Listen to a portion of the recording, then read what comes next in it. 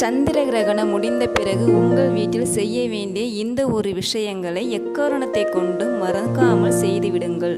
September 7ஆம் தேதி ஞாயிற்றுக்கிழமை இரவு 9 மணிக்கு மேல் தொடங்கி சந்திர கிரகணம் நள்ளிரவு 2 மணிக்கு முடிவடைந்த பின் மறக்காமல் இதை செய்துவிடுங்கள். அது என்னவென்றால், சந்திர கிரகணம் முடிந்த மறுநாள் காலை எழுந்தவுடன் முதல் வேலையாக உங்கள் வீட்டை முழுவதும் சுத்தமாக செய்து துடைத்து விடுங்கள்.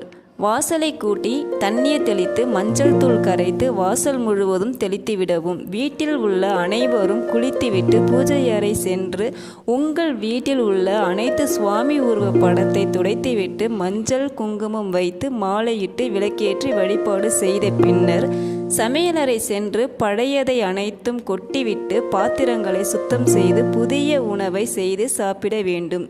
ஏன் இதை போல் செய்ய வேண்டும் என்றால், சந்திர கிரகணம் ஏற்பட்டு அதன் கதிர்வீச்சுகள் தன்மை பூமியில் மேல் படுவதால் அனைத்து பாத்திரங்களிலும் அதன் கதிர்வலைகள் இருக்கும்.